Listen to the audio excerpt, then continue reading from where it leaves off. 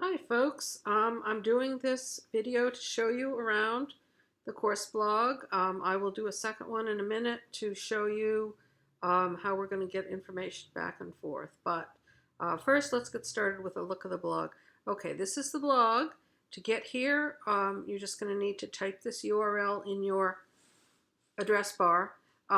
Once you do the join a class step that I describe in setting up a blog, you'll have a link to the course blog in your dashboard, and I'll show you what that looks like in a minute. But first, let me show you around the blog just a little bit to show you what's what and where you can find the key places to look for information. There are three parts to this blog, really three main parts where you've got information. The blog title is here.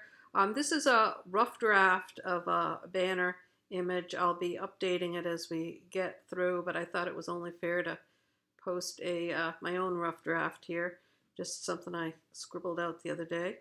The main part of the blog here is a series of posts. Right now there just is one post, the first one. As I add new content to the blog, the new stuff will come at the top, and this one will drop down.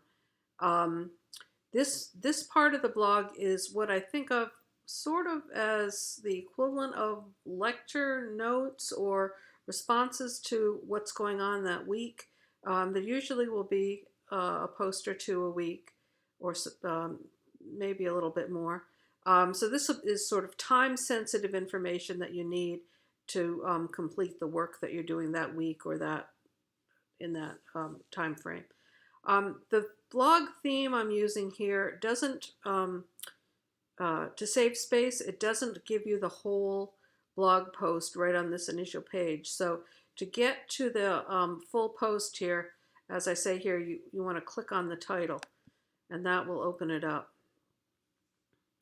And this video that I'm doing here right now will appear right here once I get it finished and saved.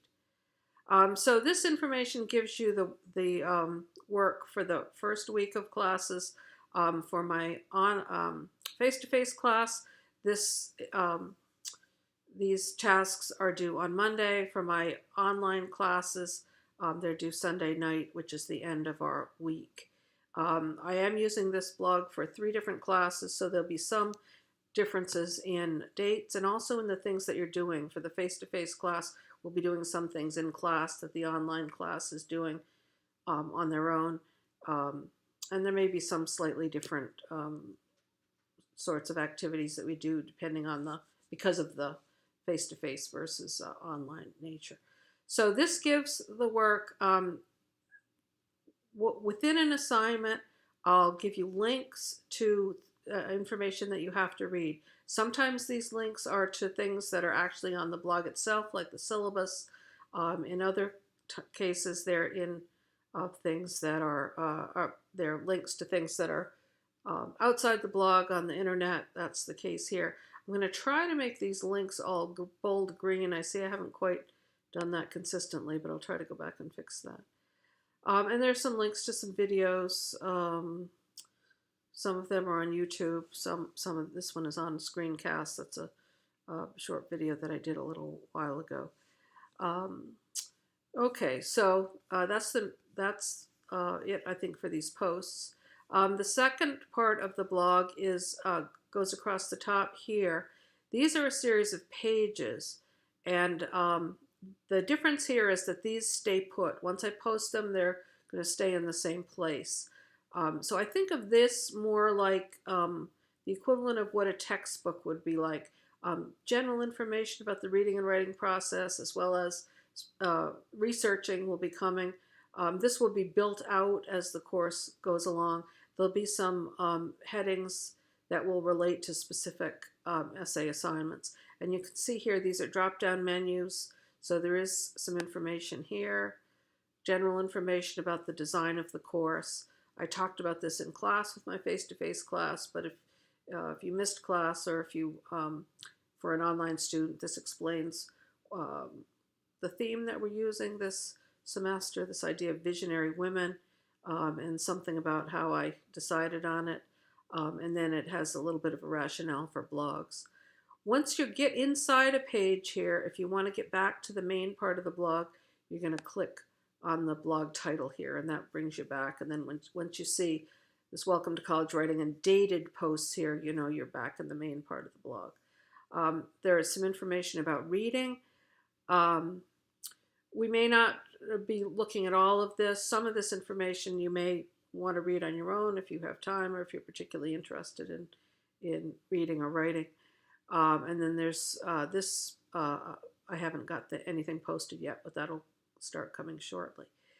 I know it may be a little hard finding things on the blog. So what I'm going to try to do is not expect you to be scouring around looking for particular things, but what you'll need to do is look at the assignment for the week, and any links that you need, anything that you need to find on the blog should be there as a link, rather than having to look for it. If I forget to do that, or if a link doesn't work, sometimes I forget to activate the link.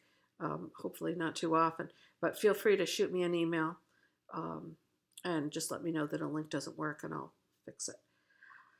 Okay, the third part of the blog is this is the sidebar, and this has some basically some resource information as well as links to the student blogs.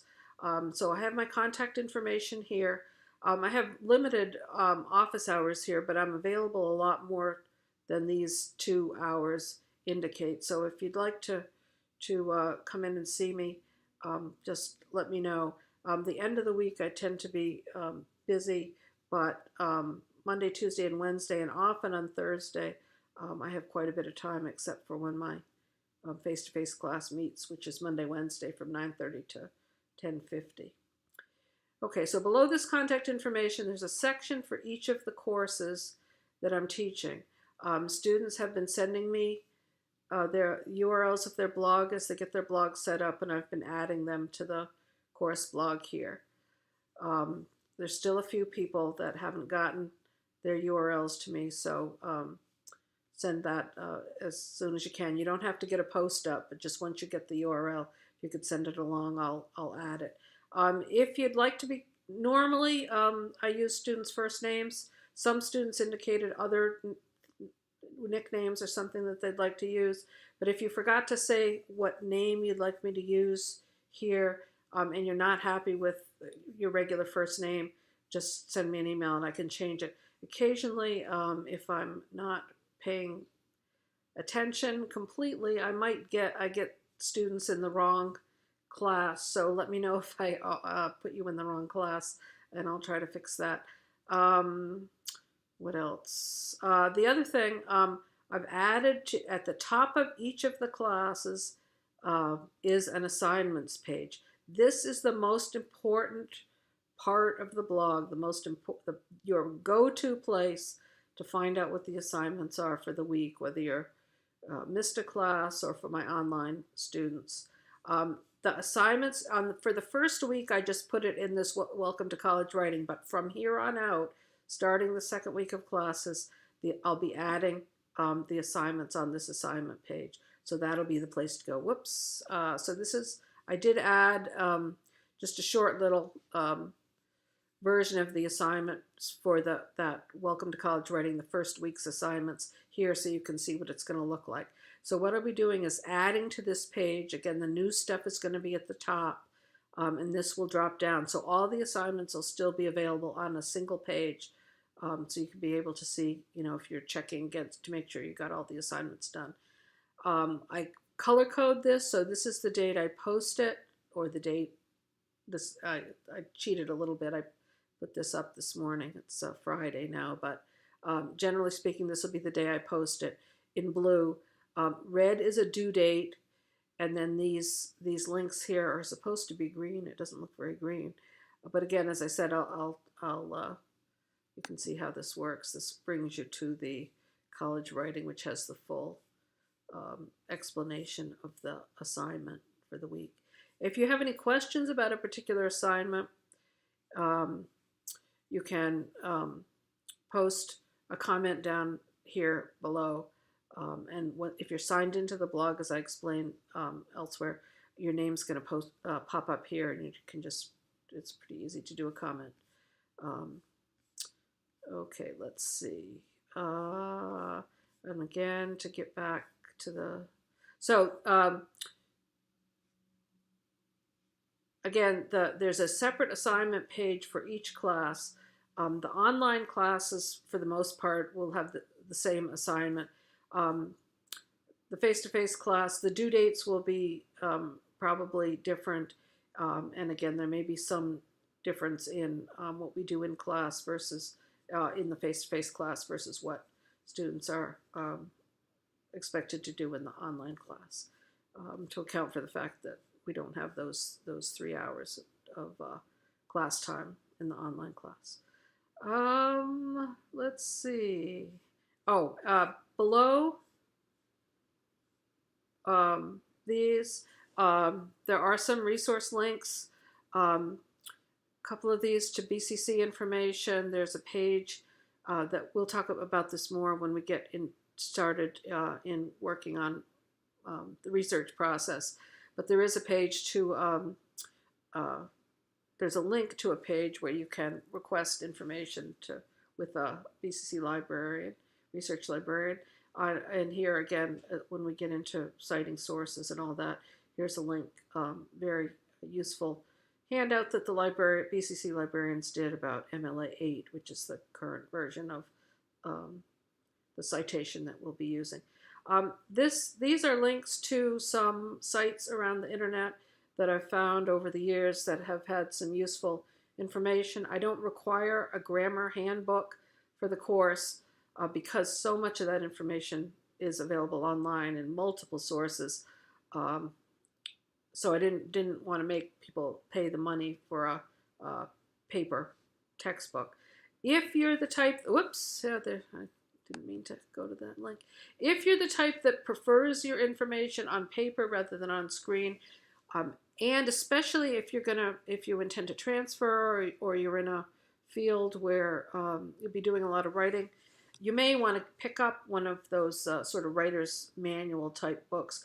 There are lots of them you could find in the reference section of a Barnes and Noble or looking at Amazon or find online. Diana Hacker is one of the most well-known authors of one of the most well-known handbooks, but there are plenty of them that are similar that have information about grammar and punctuation and research and usually something about online layouts and that kind of thing. They usually have very similar sorts of organizations. But again, if you're comfortable getting your information on screen, you can get most of the information there. The two that are the most comprehensive sites, Guide to Grammar and Writing has a tremendous amount of information about, I'll click in here, grammar, and you see drop-down menus here about sentence fragments, all sorts of stuff here. A lot of times if students have an issue that's popping up, some kind of grammar issue, and I want to give you some information rather than take a lot of time to type things out, I'll just give you a link often to this site. There's also information at the essay level about writing process, transitions, beginnings, conclusions, different types of essays, some information about paragraph issues. So that's a really good site. The other very famous site is the Purdue Online Writing Lab site, which is a great place to go for research citation information. It also has information about APA if you're taking a psychology or sociology or some other class in the social sciences where you're using that. This is a link particularly to their MLA section, and this is a link to the site itself, which has, again, a variety of grammar type information. Okay, I think I'm going to end here, and then I'm going to do another short video that will show you how the flow of information back and forth between the student and me is going to go. And if you have any questions, feel free to shoot me an email or put a comment on the blog. Thanks.